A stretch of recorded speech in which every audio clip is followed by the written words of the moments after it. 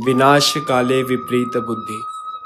ये कहावत आपने कहीं ना कहीं किसी न किसी के मुख से अवश्य सुनी होगी और आज मैं आपको इसी कहावत का सही और सटीक उदाहरण देने वाला हूँ।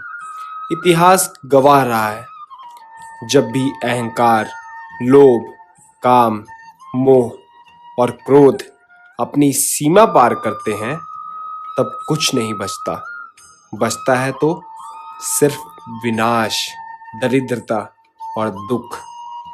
महाभारत काल में भी एक पात्र ऐसा था जिसके कारण पांडवों और कौरवों के बीच युद्ध घटित हुआ और एक हंसता खेलता साम्राज्य बिखर कर रह गया। जाने कितनी ही माताओं ने अपने पुत्रों को खो दिया, जाने कितनी सुहागनों ने अपना सुहाग खो दिया और जाने कितने ही बालकों ने अपना पूरा परिवार खो दिया। 18 दिन तक चलने वाले उस महाभारत के युद्ध में विनाश के अतिरिक्त कुछ नहीं दिखाई पड़ता और इस विनाश का कारण और कोई नहीं, केवल मामा शकुनी है, जिसने प्रतिशोध की ज्वाला में जलते हुए हस्तिनापुर का पूरा साम्राज्य खाक कर दिया। अब आप पूछेंगे, प्रतिशोध? कैसा प्रतिशोध? आइए बताता हूं। शकुनी गांधार के राजा सुबल के पुत्र और गांधारी के भाई थे। कहा जाता है कि गांधारी के धृतराष्ट्र से विवाह के पूर्व गांधारी का विवाह एक बकरे के साथ कराया गया था, क्योंकि गांधारी की कुंडली में प्रथम पति की मृत्यु का योग था। ये बात राज परिवार से छुपाई गई थी और जब इस बात का कुरु परिवार को पता चला तो राजा सुबल और उनके 100 पुत्रों सहित संपूर्ण परिवार को कारागृह में डाल दिया गया। कारागृह में राजा सुबल ने अपने हिस्से का भी खाना शकुनी को खिलाया, क्योंकि उन्हें संपूर्ण विश्वास था कि उनके प्रति हुए अन्याय का प्रतिशोध केवल शकुनी ही ले सकता है।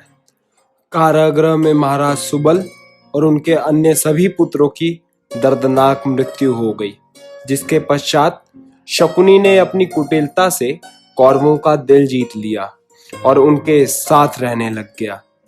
और कहा यह भी जाता है, जो शकुनी के पास पासे थे वो उसकी ही बात मानते थे, क्योंकि उसने वह पासे अपने पिता की अस्थियों से बनाए थे।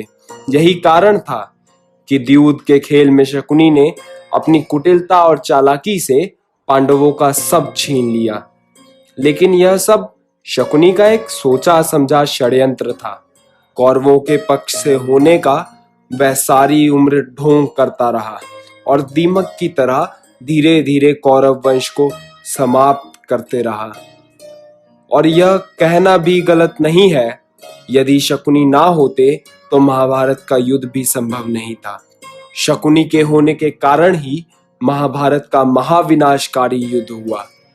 शकुनी की कुटिलता और चतुरता का अनुमान आप यहाँ से लगा सकते हैं कि स्वयं ईश्वर को, यानी भगवान श्री कृष्ण को, उनके विपरीत युद्ध में उतरना पड़ा। शकुनी का वध युद्ध के 18वें दिन पांडुपुत्र सहदेव द्वारा हुआ था। किंतु आपको यह जानकर आश्चर्य होगा कि शकुनी को इतने अधर्म और पापों के बाद भी स्वर्गवास मिला था, क्योंकि उसने अपने पितृधर्म का पालन किया था और अपने पिता से किए वचन को पूरा किया था। शकुनी की कुटिलता और अधर्म विनाश का कारण बने। यदि शकुनी ने अपनी चतुरता और बुद्धि धर्म और लोक कल्याण में लगाई होती तो शायद आज उनका भी पूजन महर्षियों और महाज्ञानियों के रूप में होता। इसलिए सदैव हमें धर्म के प्रति समर्पित रहना चाहिए, अधर्म से दूर रहना चाहिए। आशा है आपको मामा शकुनी की ये कथा पसंद आई हो। इसी के साथ मैं शिवम आपसे विदा लेता हूँ। हम फिर मिलेंगे एक नए अध्याय के साथ। तब तक के लिए राधे राधे।